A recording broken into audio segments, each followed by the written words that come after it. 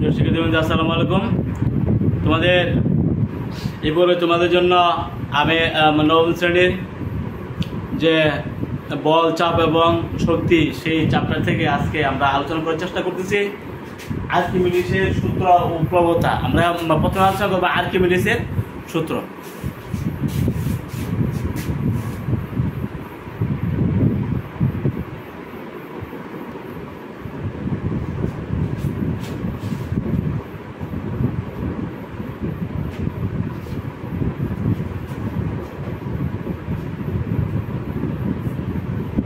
কোনো বস্তুকে তরল বা বায়বীয় পদার্থে আংশিক বা সম্পূর্ণ ডুবালে বস্তুর কিছু ওজন হারায় বলে মনে হয়। এই যে বস্তুর হারানো ওজন বস্তু দ্বারা অপসারিত তরল বা বায়বীয় পদার্থের ওজনে সমান। আমি আবার বলছি, আর্কিমিডিসের সূত্র হলো কোনো বস্তুকে তরল বা বায়বীয় পদার্থে আংশিক বা সম্পূর্ণভাবে ডুবালে বস্তুর কিছু ওজন হারায় বলে মনে হয়। এই যে হারানো ওজন বস্তু দ্বারা অপসারিত তরল বা বায়বীয় পদার্থের ওজনের সমান। আমরা একটু লিখি,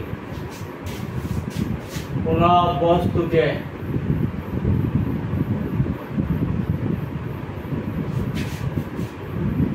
কোন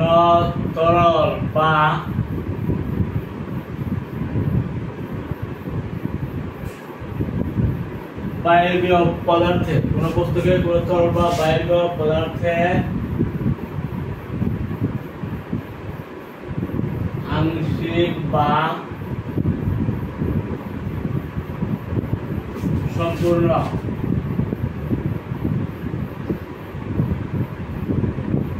ডুবালে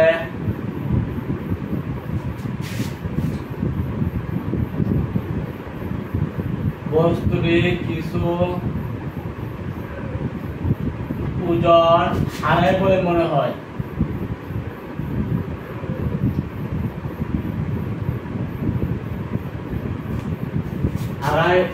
কিছু ওজন হারায় বলে মনে হয়। এই হারানো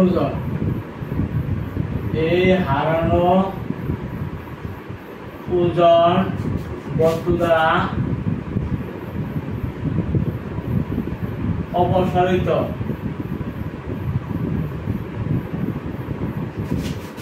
তরল বা বায়বীয় পদার্থের ওজনের সমান।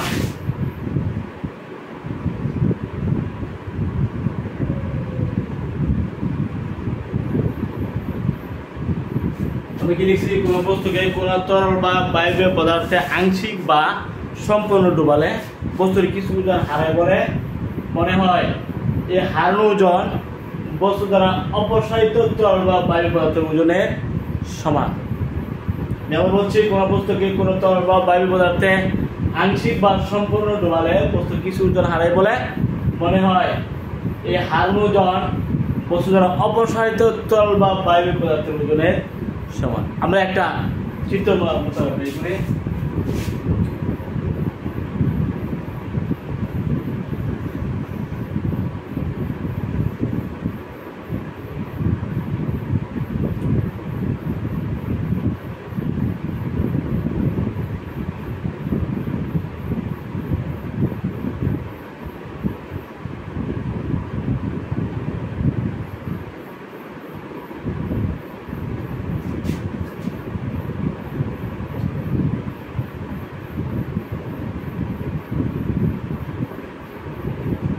This one.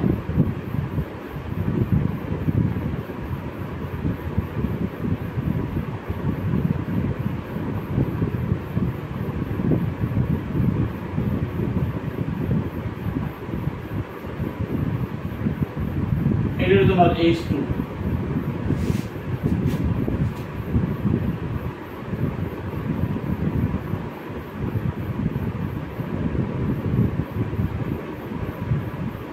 তোমার H2, ঠিক আছে।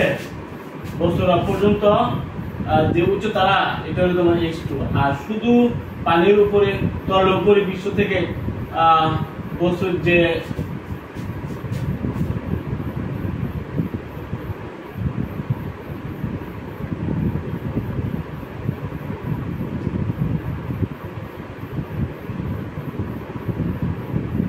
এই যে দেখো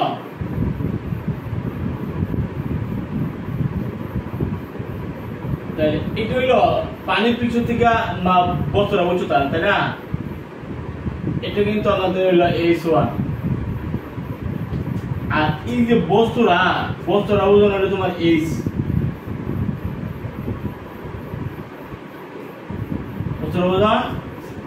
বস্তুরা হাই হইল H, আর বস্তুরা থেকে পানি পৃষ্ঠ বা উপরে তরলের যে উচ্চতা এটা তোমার H1, আর বস্তুরা পর্যন্ত সম্পূর্ণ যে উচ্চতা এটা তোমার H2। তাহলে বস্তুর উচ্চতা হইল তোমার H, বস্তু থেকে পানির পৃষ্ঠের উচ্চতা বা তরলের উপরের পৃষ্ঠের উচ্চতা হইল তোমার H1, বস্তুর শেষ সীমানা পর্যন্ত তরলের যে উচ্চতা এটা তোমার H2। এখন আমরা আর্কিমিডিসের পরীক্ষাটা করতে পারবো।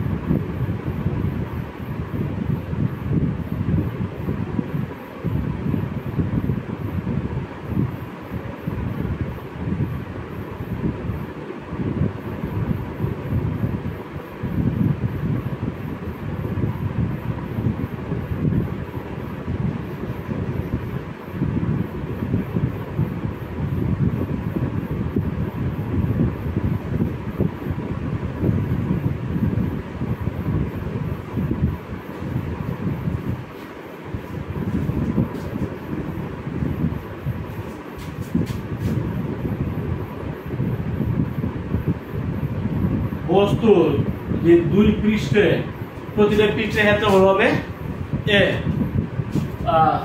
ভূমির ক্ষেত্রফল এই প্রান্তরে এ, এই প্রান্তরে বস্তুর কিন্তু সিলিন্ডার আকৃতি, তাই না? তার দুই প্রান্তের ক্ষেত্রফল ভূমির ক্ষেত্রফল তোমার এ। এখন আর এই যে বস্তুরা উচ্চতা হলে তোমার H, বস্তুরা থেকে পানি পৃষ্ঠ বা তরল উপরি পৃষ্ঠের ক্ষেত্রফল উচ্চতা হলে তোমার H1, আবার বস্তুরা পর্যন্ত তরলের উপরিতল পর্যন্ত উচ্চতা তোমার H2।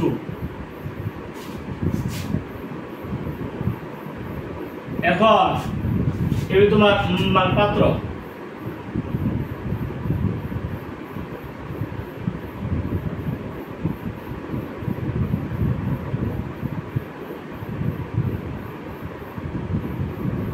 ঠিক আছে? এখন এই পাত্রের মধ্যে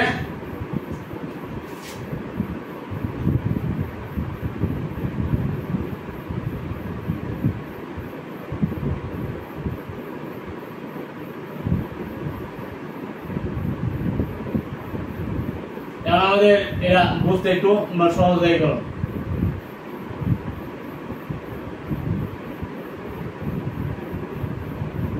তরলের উপরি পৃষ্ঠের উচ্চতা হলো H1, আবার এই যে তরল শুধু বস্তুর উচ্চতা হলো তোমার হাইট H, আর আমাদের সম্পূর্ণ তরল এবং বস্তুর উচ্চতা সবটা মিলে হলো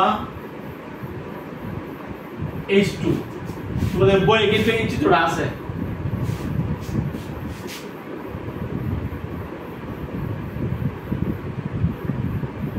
আশা করি এটা আমাদের পাত্রের মধ্যে পানি ছিল, পানির মধ্যে এই যে বস্তুটা ডুবানো হলো, ডুবানোর পরে কি ঘটনা ঘটতেছে আমরা যুক্তি উপস্থাপন করবো।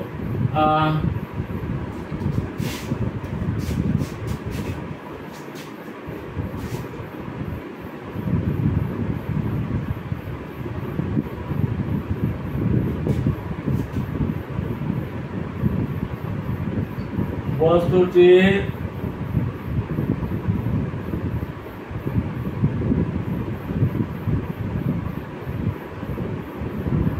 নিম্নমুখী বল এবং এই যে বলটা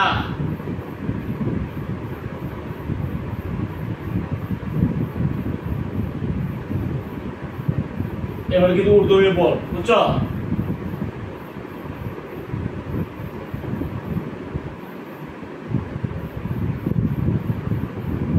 এই যে বলটা এটা কিন্তু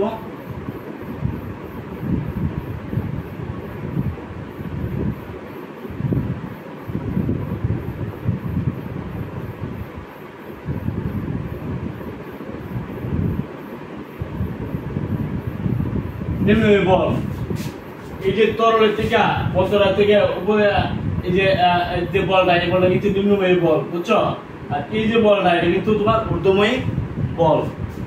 এখন বস্তুটি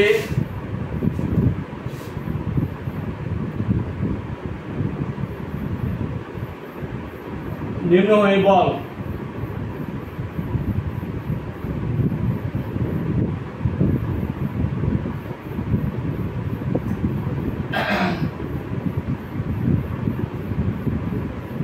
কত হবে?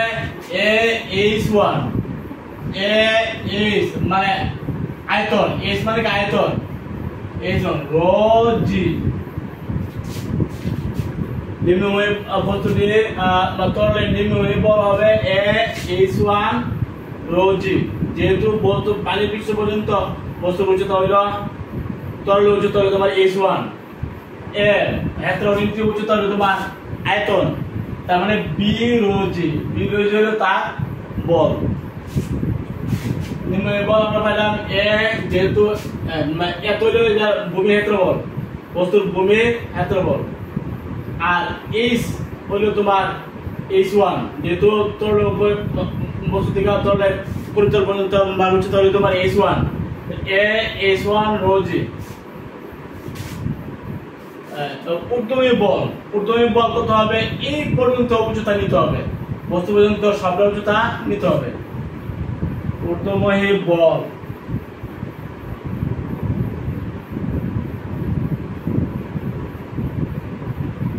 তরলে সবটা H2 রো জি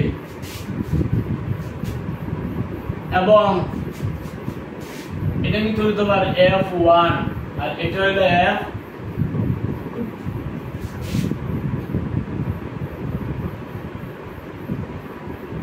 লব্ধি ঊর্ধ্বমুখী বল, লব্ধি ঊর্ধ্বমুখী বল F সমান F2 মাইনাস F1। F2 কত পাইছো? H2 রো জি, H2 রো জি মাইনাস H1 রো জি। রো কি? তরলের ঘনত্ব মানে পানির ঘনত্ব। পানির ঘনত্ব কত জানা? 1000 কিলোগ্রাম পার মিটার কিউব। যে রো জি আমরা কমন নিতে হবে, এও কমন নিতে, এ রো জি কমন থাকবে H2 minus H1 a row জি। আচ্ছা H2 মাইনাস H1 কত? H না মানে বস্তুর উচ্চতা কত হবে? H rho g. H মানে আয়তন, বি রো জি। এই যে বি রো জিটা কি আসলে অপসারিত তরল ওজন। আমরা জানি বি রো জি হলো অপসারিত তরল ওজন।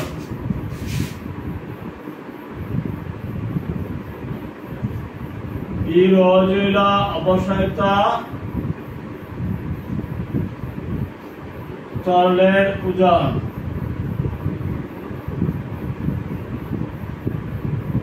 আমরা কি বললাম? আমরা গর্ভস্থকে কোন তরল বা বায়বীয় পদার্থে আংশিক বা এর সম্পূর্ণ ডুবানো হয়েছে। সম্পূর্ণ ডুবালে বস্তুর কিছু ওজন হারায় বলে মনে হয়। এই হারানো ওজন বস্তুর অপসারিত তরল বা বায়বীয় ওজনের সমান। তুমি ঊর্ধ্বমুখী বল মাইনাস নিম্নমুখী বল, এটাই হারানো ওজন। এই যে ঊর্ধ্বমুখী বল মাইনাস নিম্নমুখী বল, এটা লব্ধি ঊর্ধ্বমুখী বল।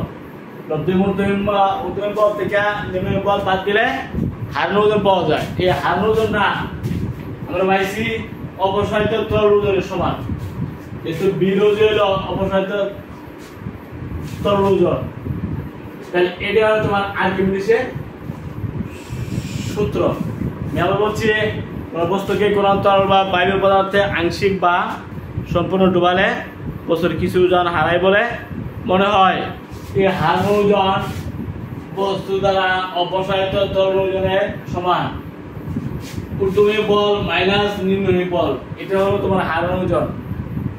ঊর্ধ্বমুখী বল মাইনাস নিম্নমুখী বল হারানো ওজন। তাহলে এই যে F2 সমান হবে A H2 rho G, F1 সমান A H1 রো জি। আমরা কমন নিতে পারি A rho g common, H2 minus H1, H2 minus H1 মানে H, H2 থেকে H1 গেলে থাকে H, তাহলে আমরা H বলতে পারি। মানে A H rho g, H হলো আয়তন, কারণ এটা হলো ক্ষেত্রফল, এটা হলো মান উচ্চতা হাই, উচ্চতা এবং ক্ষেত্রফল মিলে আয়তন হয়। তাহলে দুই গুণ করে আয়তন হয়, তাহলে বি রো জি কিন্তু অপসারিত তরল ওজন। আমরা পাইলাম হারানো ওজন বস্তুর অপসারিত তরল ওজনের সমান। এটাই হলো আর্কিমিডিসের সূত্র। শিক্ষার্থীদের আশা করি তোমরা এটা বুঝতে পারছো।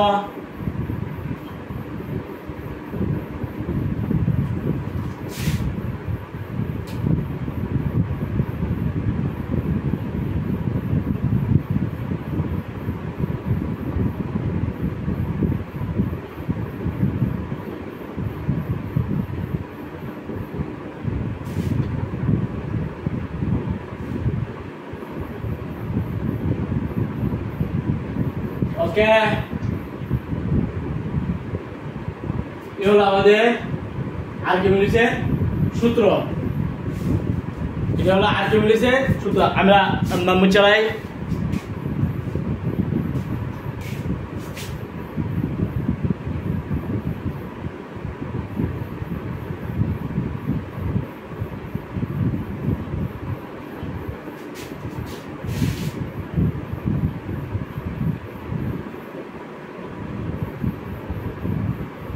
প্রবণতা, কোন বস্তুকে নির্বাচন করব প্রবণতা।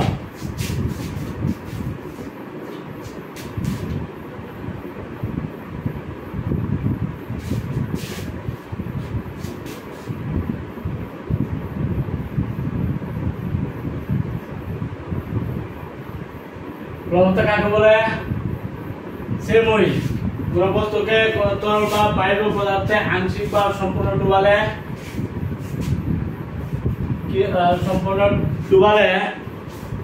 তরল বা বায়বীয় পদার্থ বস্তুর উপর এক ধরনের ঊর্ধ্বমুখী বল ক্রিয়া করে। এই যে ঊর্ধ্বমুখী বল ক্রিয়া করা, এটা হচ্ছে প্রবণতা। ডুবালে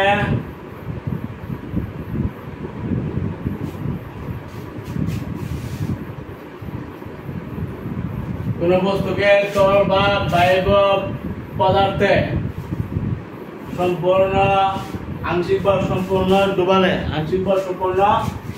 ডুবালে কি হয়?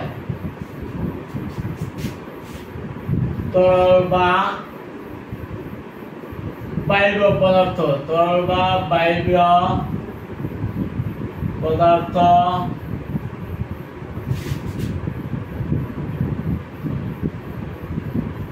বস্তুটির উপর এক প্রকার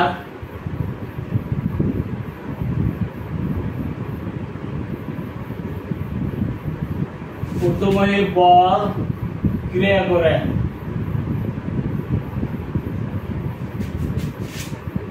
এই ঊর্ধ্বমুখী বলকে প্লবতা বলে। প্লবতা কোন বস্তুকে এই যে তরল বা বায়বীয় পদার্থ আংশিক বা সম্পূর্ণ ডুবালে তরল বা বায়বীয় পদার্থ এক প্রকার ঊর্ধ্বমুখী বল, এই যে ঊর্ধ্বমুখী বল ক্রিয়া করে, তাই না? এই যে ঊর্ধ্বমুখী বল, হ্যাঁ, এটা বলা হয় প্লবতা।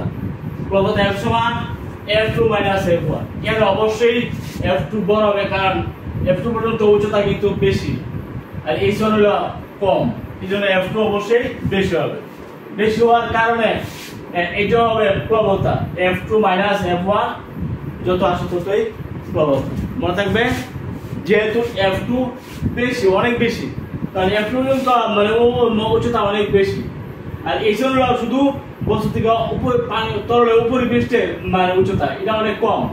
আর এই যে H2 এই যে F2 এর মধ্যে কিন্তু H2 আছে, H2 মানে বস্তু পর্যন্ত সবটার উচ্চতা, সবটার উচ্চতা তুমি হিসাব করা এ রো কিন্তু কমন আর এখানে H1 কিন্তু শুধু তরলের উপর পৃষ্ঠ আর H2 মানে সম্পূর্ণ মানে উচ্চতা, এই জন্য অবশ্যই F2 টা বেশি হবে এবং এটা হলো ঊর্ধ্বমুখী বল কত বেশি F2 F1, তার মানে F হলো এখানে প্রবণতা,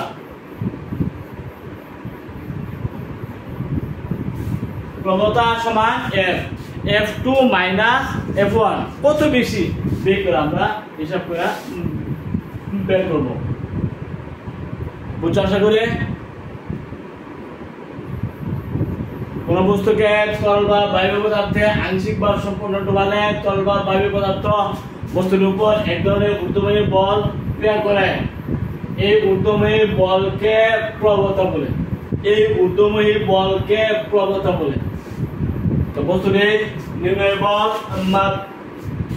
তরলে পানির উপরে তরলে নিম্নের বল হলো H1 রো, এটা হতে পারে F1 নিম্নের বল, ঊর্ধ্বমুখী বল হলো F2 H2 রো জি, তার মানে F2 অবশ্যই বেশি, অবশ্যই F2 বেশি হবে, F1 অবশ্যই কম হবে। কত বেশি বের করা বাইর করা যায়, বের করা করলে কিন্তু ঊর্ধ্বমুখী বল কত বেশি এটা বাইর হয়, এই যে বেশিটা এটা তোমার প্রবণতা। বুঝতে পারছো? কোন বস্তুকে তরল বা বায়বীয় পদার্থে আংশিক বা সম্পূর্ণ ডুবালে বস্তুটি তরল বা বায়বীয় পদার্থ বস্তুটিকে এক প্রকার ঊর্ধ্বমুখী বল ক্রিয়া করে, এই যে ঊর্ধ্বমুখী বল এটা হলো প্রবণতা। বুঝতে পারছো আশা করি? ঠিক আছে, আমরা আশা করবো বস্তু ডুববে না বাঁচবে, ডুববে না বাঁচবে।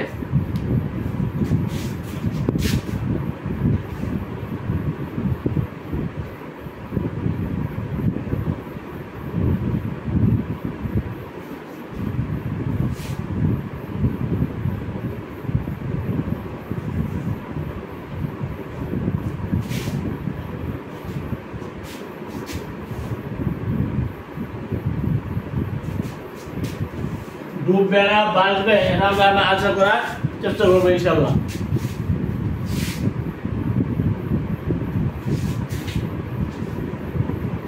তোমাদের বই আছে 163,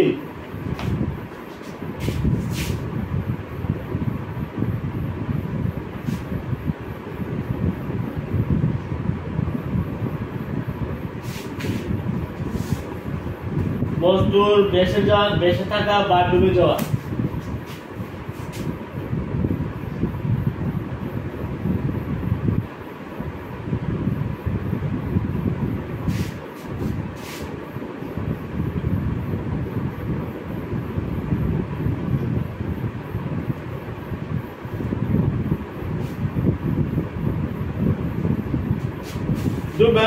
আমরা তিন ভাবে ব্যাখ্যা করতে পারি, তিন ভাবে। একটা হলো প্রবণতা দিয়া, আর একটা হলো তোমার গত সাপেক্ষে, আর হলো অপসারিত তরল বাতাস ওজন।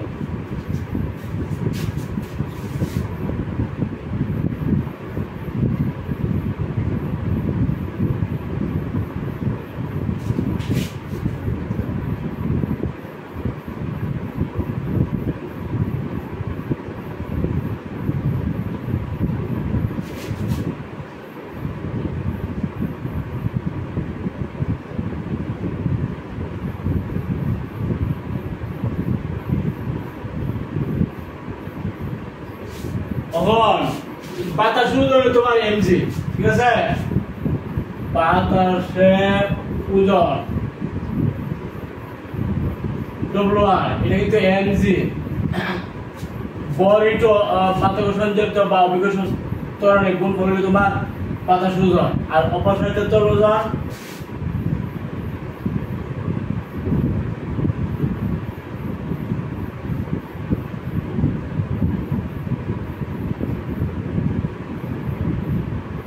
W2 সমান বি রো জি, যেখানে বি আয়তন, বি কি বস্তুর আয়তন, বস্তুর আয়তন, রো তরলের ঘনত্ব,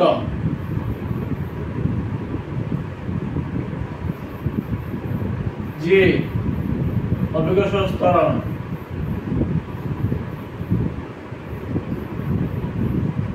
এই মানগুলো আমরা বসাইলে অপসারিত তরল বের করব। বস্তুর সমায়তন তরল অপসারণ করে, বস্তুর আয়তন যত তরল ঠিক সমান অপসারণ করতে পারে। মনে করো 5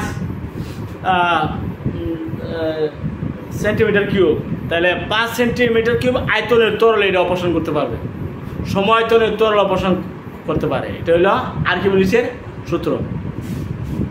তাইলে বস্তুর আয়তন মানে তরল আয়তন, তরলের ঘনত্ব অভিকর্ষজ ত্বরণ গুণ করলে তুমি তরলের অপসারিত তরল ওজন মান পেয়ে যাবে। অপসারিত বস্তুর সমায়তন তরল অপসারণ করে, যদ্দূর তরল অপসারণ করে, এটা হইল তোমার W2 বি রো জি, আয়তন তরলের ঘনত্ব এবং অভিকর্ষজ ত্বরণ গুণ করলে তুমি পেয়ে যাবে অপসারিত তরল ওজন, অপসারিত তরলের ওজন। আর বস্তুর বাতাস ওজন হলো mg,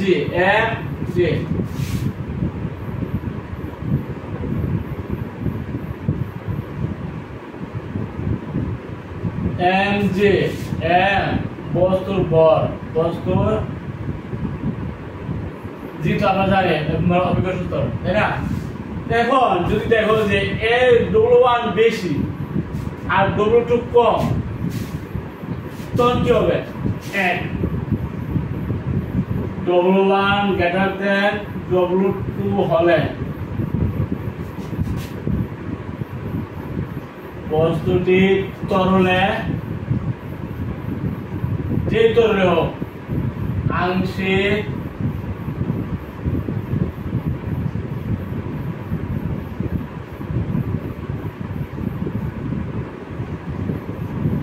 অবস্থা বাড়বে। যদি W1 যদি W থেকে বড় হয়, মানে mg যদি বি রো জি থেকে বড় হয়ে যায়, তখন কিন্তু এটা আংশিক ডুবন্ত অবস্থা বাড়বে। 2 নম্বর, মনে কর W1 W2 সমান বি রো জি আর mg সমান হয়ে গেছে, তো এটা সম্পূর্ণ ডুবন্ত অবস্থায় বাড়বে। W1 সমান W2 যদি হয়ে যায়, তখন হলে বস্তুটি তরলে সম্পূর্ণ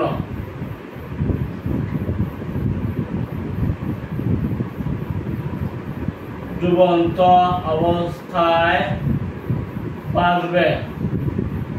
যদি সমান হয়ে যায়, বাতাস ওজন mg অপসারিত তরল ওজন বি রো জি দুটো সমান হয়ে যায়, তখন বুঝবা সম্পূর্ণ ডুবন্ত অবস্থায় বাড়বে। যদি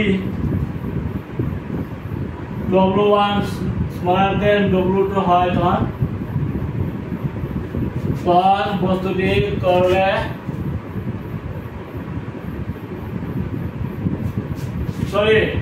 W1 যদি W থেকে বড় হয়, তাহলে এটা তরলে ডুবে যাবে, তরলে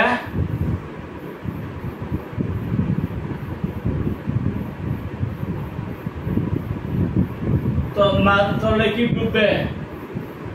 যদি mg অপসারিত তরল ওজন থেকে যদি বড় হয়ে যায়, তাহলে কি তরলে ডুববে, বড় তো এই জন্য। এখন W1 সমান W2 মানে mg যদি বি রো জি সমান হয়ে যায়, তখন এটা সম্পূর্ণ ডুবন্ত অবস্থায় বাড়বে, সম্পূর্ণ ডুবন্ত অবস্থায় বাড়বে। আর যদি মনে করা W1 মানে mg বাতাস ওজন mg আর W2 মানে বি রো জি যদি থেকে শুরু থাকে, বাতাস ওজন যদি বি রো জি থেকে কম থাকে, তখন কত হবে? এটা ওই আংশিক ডুবন্ত অবস্থায় বাড়বে। বস্তুটি তরলে আংশিক ডুবন্ত অবস্থায় বাড়বে। সুপ্রিয় শিক্ষার্থী আপনার ডুবে না বাড়বে বাতাসের ওজন এবং অপসারিত তরল ওজনের সাপেক্ষে ব্যাখ্যা করে দিলাম। যদি বস্তুর আয়তন থাকে তাহলে, আর যদি বর থাকে তাহলে বর দিয়া mg নিবা, mg বর ইনটু অভিকর্ষ ত্বরণ গুণ করলে বাতাসের ওজন পাই যাবা mg। আর আয়তন দেওয়া থাকলে বি রো জি, যদি করা বি রো জি করলে তুমি বস্তু অপসারিত তরল ওজন পাই যাবা। এই দুইটা বের করার পরে তুমি বলতে পারবে যে কি সম্পূর্ণ ডুবন্ত অবস্থা বাড়বে নাকি আংশিক ডুবন্ত অবস্থা বাড়বে নাকি তো সম্পূর্ণ তরলে ডুবে যাবে। যদি এটা বেশি হয়ে যায় তখন এটা ডুববে, যদি সমান সমান হয়ে যায় সম্পূর্ণ ডুবন্ত অবস্থা বাড়বে। যদি এটা কম থাকে তো অপসারিত তরল যদি কম থাকে তখন এটা অবশ্যই আংশিক ডুবন্ত অবস্থায় বাড়বে। মনে থাকবে আশা করি। এই আমাদের ডুবে না বাড়বে বাতাসের ওজন এবং অপসারিত তরল ওজনের সাপেক্ষে। বাতাসের ওজন এবং অপসারিত তরল ওজনের সাপেক্ষে আমরা এতক্ষণ বস্তু ডুবে না বাড়বে আলোচনা করলাম। বাতাসের ওজন কি mg, অপসারিত তরল ওজন কি বস্তুর আয়তন থাকতে হবে। আয়তন না থাকলে আয়তন বের করে নিবা, এক একভাবে বের করে যা। দৈর্ঘ্য বস্তু উচ্চতা থাকলে গুণ করবা। আয়তন বের করার সময় খেয়াল রাখতে হবে মিটার কিউব সেন্টিমিটার কিউব অনেক সময় থাকে, এটা মিটার কিউব বানাইতে হবে। ঠিক আছে, আয়তন অনেক সময় ক্ষেত্রফল থাকে এবং উচ্চতা থাকে, ক্ষেত্রফল উচ্চতা গুণ করলে আয়তন পেয়ে যাবে। সেন্টিমিটার কিউব যদি হয়ে থাকে 10⁻⁶ দিয়ে গুণ দিলে তুমি মিটার কিউব হয়ে যাবে। মনে করো আয়তনটা তুমি বাইর করছো সেন্টিমিটার কিউব, এটা তুমি যদি আয়তন নাও তাইলে মিটার কিউব বানাই দেবো, 10⁻⁶ দিয়ে গুণ করলে মিটার কিউব হয়ে যাবে। এভাবে তোমরা হিসাব করবা। আর বাতাস ওজন বাইর করে নেবা বর ইনটু অভিকর্ষ ত্বরণ, বর ইনটু অভিকর্ষ ত্বরণ 300 গ্রাম 200 গ্রাম, গ্রাম থাকলে 1000 দিয়ে ভাগ দিয়ে কেজি বানাইবা। বানানোর পর অভিকর্ষ ত্বরণ 9.8 দিয়ে গুণ করলে বাতাস ওজন পাই যাবা।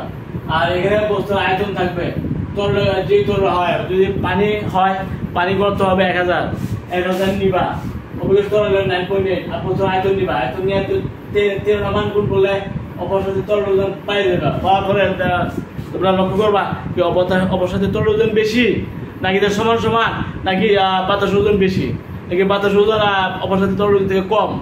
তাইলে 3 শর্ত কিন্তু আছে, এই 3টা শর্ত ভালো করে ইয়ে করবা এবং বাতাস ওজন এবং অপসারিত তরল ওজন বি রো জি ক্যালকুলেটর সাহায্যে হিসাব করে বের করার পরে তোমরা নিজেই বলতে পারবা বস্তু কি ডুবে না বাড়বে। ঠিক আছে, এখন আমরা আলোচনা করবো ঘনত্ব সাপেক্ষে বস্তু ডুবে না বাড়বে। এখন আমরা আলোচনা করেছি বাতাস ওজন এবং অপসারিত তরল ওজন নিয়ে, সেটা এখন আমরা আলোচনা করবো ঘনত্ব সাপেক্ষে কিভাবে বস্তু ডুবে না বাড়বে আমরা আলোচনা করতে পারি।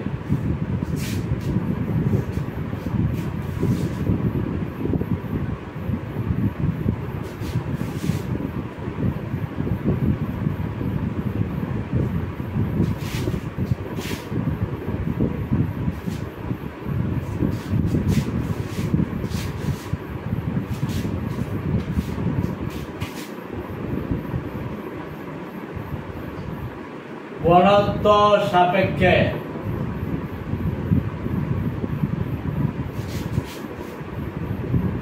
বস্তু ডুবে না পারবে।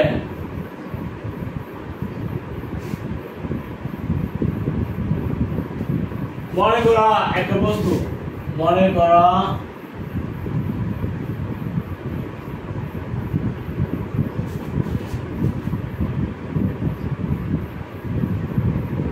বল 1 KG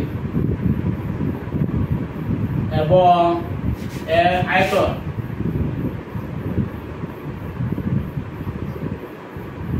10⁻³ centimetre cube. 10⁻³ centimetre cube তোমার আয়তন আর বল তো আছে 1 কেজি। এখন বলকে যদি তুমি আয়তন দিয়ে ভাগ দেবো তাহলে কিন্তু তবে আয়তন দেওয়া আছে সেন্টিমিটার কিউব, তাহলে মিটার কিউব বানাইবা কেমনে?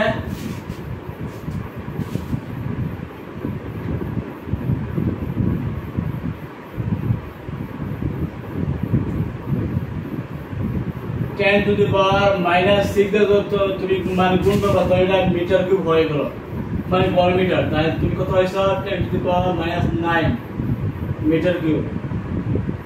বস্তুর ভর হলো 1 কেজি, ভর কত 1 কেজি।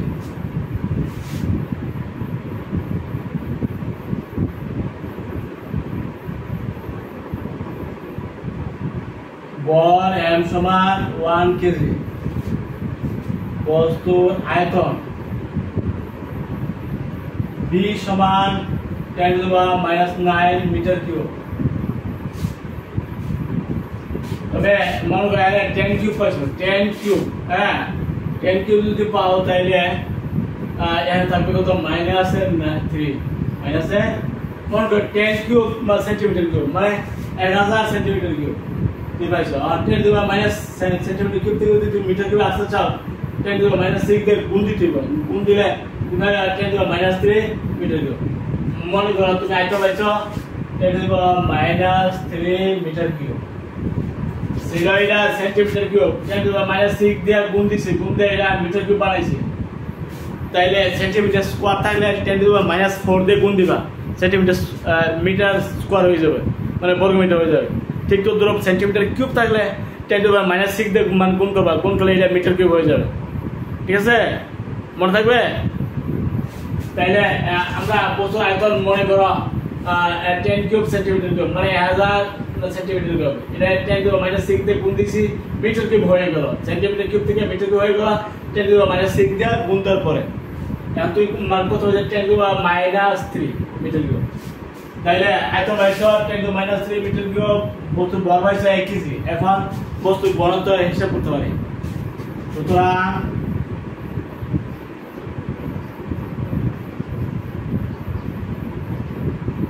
ঘনত্ব কাকে বলে?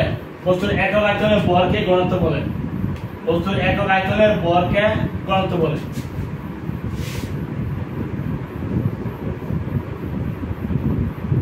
বস্তুর একক আয়তনের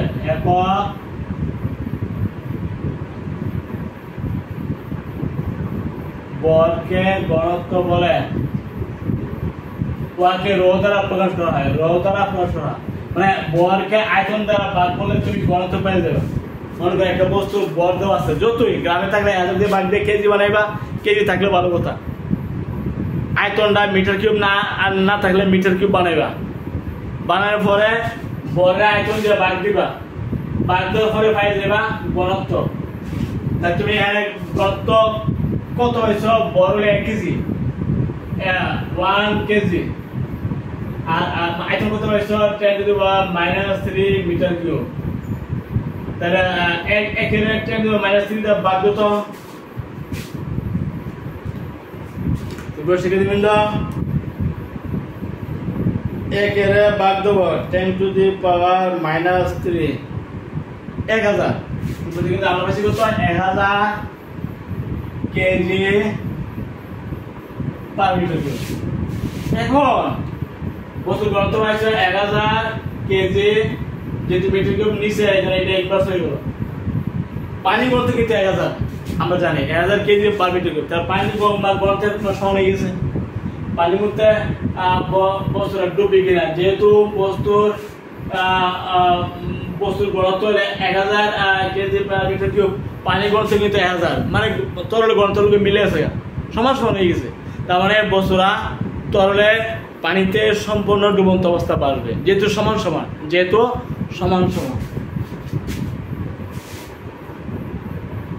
বস্তুর ঘনত্ব তরলের ঘনত্বের সমান, তরলের ঘনত্বের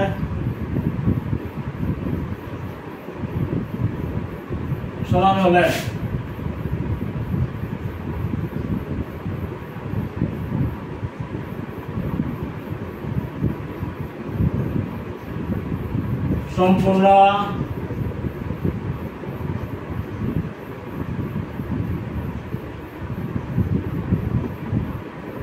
সম্পূর্ণ ডুবন্ত অবস্থা বাড়বে। যেহেতু পানি ঘনত্ব 1000 কেজি পার মিটার কিউব, বস্তু ঘনত্ব পাইছে 1000 কেজি পার মিটার কিউব, মানে তরলের ঘনত্ব সমান সমান হয়ে গেছে। যদি সমান সমান হয় সম্পূর্ণ ডুবন্ত অবস্থা বাড়বে, সমান সমান হলে।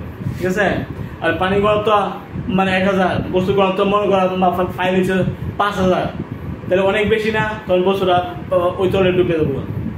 মনে করো পানি ঘনত্ব হলে তোমার 1000 কেজি পার মিটার কিউব, তুমি যে বস্তু নিছ হিসেবে করে দাও, বস্তুর m/b কইরা বড় আয়তন দিয়ে ভাগ দিয়া তুমি পাইছো মনে করো 2000, তাহলে কিন্তু পানিতে ডুবে দেবো। মনে করো 1500, তখনও পানিতে ডুবে দেবো। 1100 হইলেও ডুবে দেবো, কারণ পানি ঘনত্ব 1000, মানে পানি তরলের ঘনত্ব থেকে বেশি হইলে এটা ডুবে দেবো। ওকে, তোমার কথা হইলো তরলের ঘনত্ব আর বস্তু ঘনত্ব কি পরিমাণ, যদি বস্তু ঘনত্ব তরল থেকে বেশি হয় তাহলে তরল এটা ডুববে, আর যদি বস্তু ঘনত্ব তরল ঘনত্ব থেকে কম হয় তাহলে আংশিক কিংবা ডুবন্ত অবস্থা পাবে। সমান সমান হলে সম্পূর্ণ ডুবন্ত অবস্থা পাবে, এইগুলো আমাদের শর্ত। ঠিক আছে, মনে করো তুমি পাইছ 2000, বস্তু ঘনত্ব 2000 কেজি পার মিটার কিউব, তখন বস্তুকে পানিতে ডুবে না বাসবে, অবশ্যই ডুবে দেবো, কারণ পানি ঘনত্ব হলে 1000, বস্তু ঘনত্ব তুমি পাইছো 2000, তো এটা সম্পূর্ণ ডুবে যাবে, সম্পূর্ণ ডুবে যাবে। এইভাবে দেখতে হবে, যদি বস্তু ঘনত্ব তরল ঘনত্ব থেকে কম হয় তাহলে আংশিক ডুবন্ত অবস্থা বাসবে, যদি সমান সমান হয় সম্পূর্ণ ডুবন্ত অবস্থা বাসবে, যদি বেশি হয় বেশি হয়ে যায় তাহলে এটা ডুবে যাবে। ঠিক আছে, তবে আমাদের যে তরল, এই তরলের ঘনত্বগুলো জানতে হবে। আমি তরলের ঘনত্বগুলো একটু লিখি। হ্যাঁ, আমাদের কি কি তরল আছে? গ্লিসারিন 1260 জানতে হইব, কেরোসিন 800 জানতে হইব, সমুদ্র পানি 1030 জানতে হইব, পারদ 13600, পারদ ঘনত্ব 13600। এই তাদের ঘনত্বগুলো জানলে আমি মনে করি একটা বস্তু দেওয়া আছে, বস্তু ঘনত্ব তুমি হিসাব করছো, বলবে যে এটা পারদের ডুববে না বাসবে, তো পারদের ঘনত্ব তো অনেক বেশি 13600, এটা জানতে হবে না। তো পারদের ঘনত্ব 13600 আছে, এর থেকে কম হলে কি হবে, এটা পারদে বাসবো, সমান হয়ে গেলে সম্পূর্ণ ডুবন্ত অবস্থা বাসবো। যদি এর থেকেও বেশি হয়ে যায়, মন 14000 15000 এরকম মাইসে পড়ছে, তখন এটা তোর পারদ ডুবে দেবো। যেহেতু পারদ ঘনত্ব 13600, তুমি বস্তু ঘনত্ব ফাইল মন করো 14000 বা 15000, এটাও সম্পূর্ণ পারদের মধ্যে ডুবে দেবো। যেহেতু ঘনত্ব তরলের সাথে তুলনা করতে হবে, তরলের ঘনত্ব থেকে বেশি না কম, যদি বেশি জায়গা ডুবে দেবো, আর যদি কম থাকে আংশিক ডুবন্ত অবস্থা বাসবো, আর যদি সমান জায়গা সম্পূর্ণ ডুবন্ত অবস্থা বাসবো। মনে থাকবো, আমরা কতগুলো তরলের ঘনত্ব আমি লিখবো, তাহলে তোমরা বলতে পারবা যে কোন বস্তু তরলে ডুববে না বাসবে। এটা বস্তু ঘনত্ব তো তুমি হিসেবে করবা, বস্তুর বরকে আয়তন দিয়ে ভাগ দিবা, আয়তন না থাকলে আয়তন নিবা, আয়তন নিয়ে সেটা বরের ঘনত্ব দিয়ে ভাগ করে বস্তুর ঘনত্ব নিবা, বরে আয়তন দিয়ে ভাগ দিলে বস্তুর ঘনত্ব পাই যাবে। বস্তুর ঘনত্ব পাইলে আর তরলের ঘনত্ব জানলে তুমি নিজে বলতে পারো যে ওই তরলে এটা ডুববো না বাসবো, নাকি আংশিক ডুববো, নাকি সম্পূর্ণ ডুববো, নাকি ডুবে যাবো। পানির ঘনত্ব, পানির ঘনত্ব আমরা জানি 1000,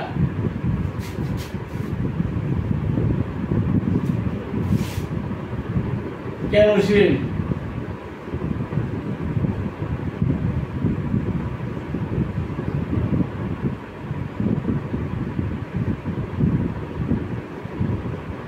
কেরোসিন তোমার 800 KG per metre cube. Glycerine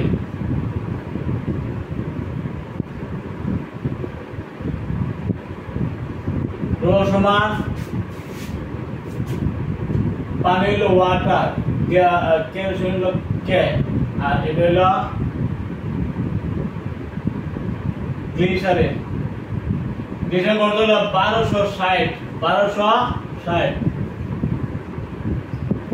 glycerine হলো 1260, কেরোসিন হলো তোমার 800, পানি হলো 1000, সমুদ্রের পানি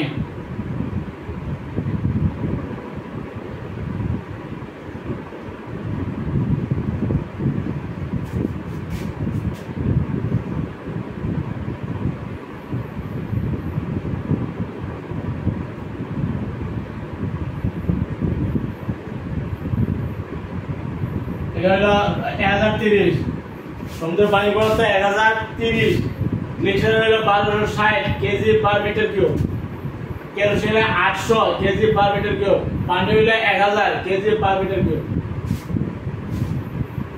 ঠিক আছে, এগুলি পারদের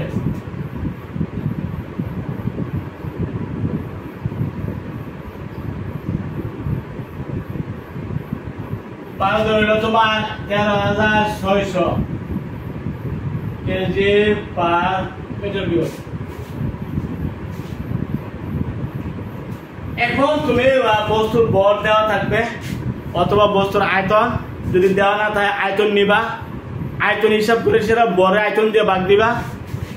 বরে আয়তন দিয়া ভাগ দিলে তুমি বরকে আয়তন দিয়ে এমনি হলে বর আর আয়তন, আয়তন না তাহলে আয়তন নিবা। বিভিন্ন বস্তুর আয়তন বিভিন্ন রকম হইতে পারে, যেমন গোলকের আয়তন 4/3 পাই আর কিউব, এখানে ভূমির ব্যাসার্ধ দেওয়া থাকে। যদি সিলিন্ডার আকৃতি হয় তাহলে তার আয়তন হবে পাই আর স্কোয়ার এইচ, তাই না? যদি আয়তাকার কোনো মানে ঘনবস্তু তাহলে দৈর্ঘ্য বস্তু উচ্চতা থাকবে, তাহলে দৈর্ঘ্য প্রস্থ উচ্চতা গুণ করে তুমি আয়তন নিতে পারবা। আবার অনেক সময় দেখা যায় ভূমির ক্ষেত্রফল থাকে, একটা বস্তু ভূমির ক্ষেত্রফল থাকে এ আর উচ্চতা থাকে, তখন ভূমির ক্ষেত্রফল উচ্চতা দিয়ে তুমি গুণ করো তাহলে তুমি আয়তন নিবা। আয়তন ভিন্ন ভিন্ন ভাবে পাওয়া যায়, তো তুমি সমস্যা দেখলে বুঝতে পারো যে আয়তনটা কিভাবে নিতে হবে। আয়তন নেওয়ার পরে বরকে আয়তন দিয়ে বাদ দিবা, ঘনত্ব পাই যাবা, এটা বস্তুর ঘনত্ব। এখন যে তরলে এটা ডুবানোর জন্য চেষ্টা করা হচ্ছে ওই তরলের ঘনত্ব কত। যদি তরলটা পানি হইতে পানি ঘনত্ব কিন্তু 1000, যদি কেরোসিন হইতে কেরোসিনের ঘনত্ব কিন্তু 800, গ্লিসারিন হইতে তার ঘনত্ব 1260, সমুদ্রের পানি হইতে তার ঘনত্ব কিন্তু 1030 কেজি পার মিটার কিউব, আর পারদ যদি হইতে তার ঘনত্ব কিন্তু 13,600। ঠিক আছে, এই ঘনত্ব সাপেক্ষে তুমি বলতে পারো যে বস্তুরা যদি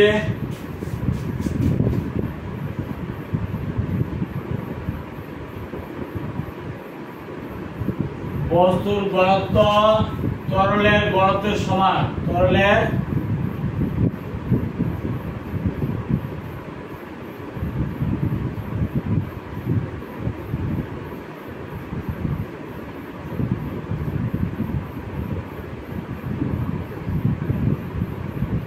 সম্পূর্ণ ডুবন্ত অবস্থায় পারবে।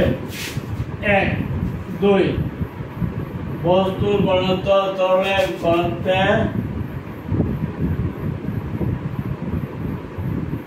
বেশি হলে, তরলের ঘনত্ব অপেক্ষা বেশি হলে, মনে করো বস্তু ঘনত্ব তুমি পাইলেছে 1100, 1200 বা 1300 বা 1500 এরকম, কিন্তু পানি তরলে ডুবে দেবো। তো বস্তুর ঘনত্ব তরলের ঘনত্ব থেকে বেশি হলে তরলে ডুবে যাবে। বস্তুর ঘনত্ব তরলের ঘনত্বের চেয়ে কম হলে বস্তুটি তরলে আংশিক ডুবন্ত অবস্থায় বাঁচবে।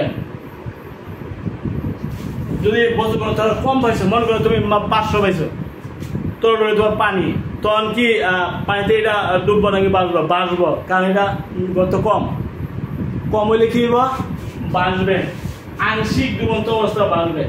কম গত যদি বস্তু গত যদি থেকে কম, তখন তুমি বলবা যে তাহলে আংশিক ডুবন্ত অবস্থায় বাঁচবে। আর যদি সমান জায়গা তাহলে কইবা যে বস্তুটা তরলের সম্পূর্ণ ডুবন্ত অবস্থায় বাঁচবে। আর যদি বস্তু ঘনত্ব বেশি হয়ে যায় বা তরল থেকে বেশি হতে পারে, বেশি হয় তাহলে বলবা যে তরলে ডুবে যাবে।